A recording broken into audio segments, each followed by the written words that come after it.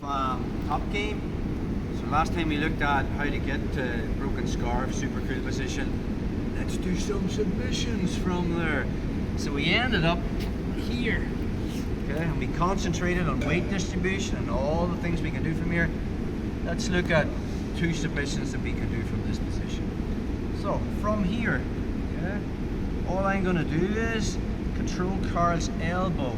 Okay, so my left hand makes a grip, okay, on his right elbow, and from there I just move my hip back so I can physically step over his head. And now to get the submission, I just bring my elbow to my hip and engage my hip. Okay, so again, one more time. Now this works really well because what's Carl looking to do? He's constantly fighting to get his elbow to the mat. Okay, so he'll be trying to get onto his side and trying to get that little bit of breathing space. This is perfect, and we'll show you how to combine it with the paper cutter on the next one, but let's just think of the basics again. The problem with this move is, if you think about the control position of broken scarf, is my thigh or knee is underneath Carl's right shoulder. The minute I get elbow control here, what happens is you go for this move and Carl's tapping just from there, because you can't even get your leg over the head. It's just that too much, there's not enough space to get that in. So the detail is, from here I physically move my hip back so there's nothing under this shoulder. The other thing is, I'm not clamping my elbow. We talked about in every mesocycle we've done so far, we want to put tension in the limb to submit it, but we don't want to put tension in the limb until we get our wedges in place. So I'm not clamping my elbow to my body here first, okay? That's loose, that's just controlling the elbow.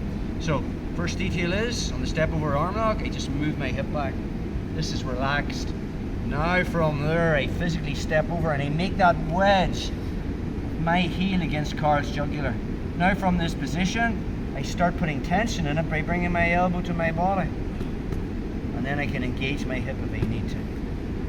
There has to be a verbal tap on this one. Don't tap the mat like Carl, because when the club is buzzing you don't hear that, just shout. Yes. Okay. So, the other reaction Carl can do from here, especially when I'm going for this, is this hand. When I was here and he comes around and brings his hand around, I just find that. So again, that's a thumbless grip on my wrist, and as I push this wrist to the mat, I'm putting tension in that arm. You'll catch it even before you get to this position. Okay, so one more time on that. I get into my super chill position. All my weight is on Carl, trying to cut the air out of his diaphragm. It becomes a battle. Okay, Carl's trying to get onto the side. He's trying to pull that elbow. That's my moment in there. As he tries to turn onto the side, from there I just move my hip back, control that elbow, step over, and now with that step over arm lock. Anytime I'm here, this is why this hand was always here. Okay, you get people will start to bring that hand around. Why? Because if it's there, Carl's going to bring that hand around, start pushing on my jaw and flipping out.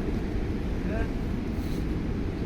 The second I'm here, I have it. Okay, again, that's a thumbless grip. I like to put my hip on their hip, and now it's about pushing the wrist to the mat and putting tension in it.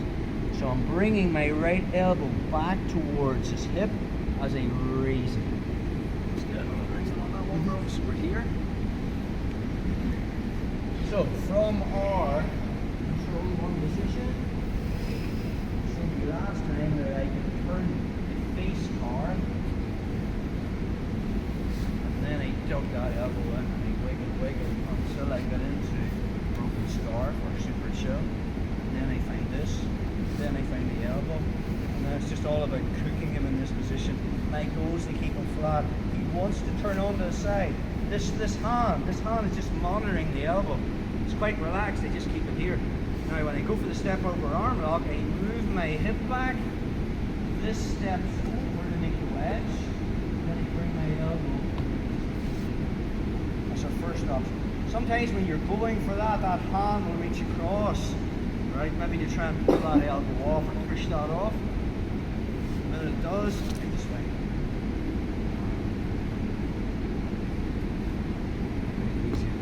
Okay, so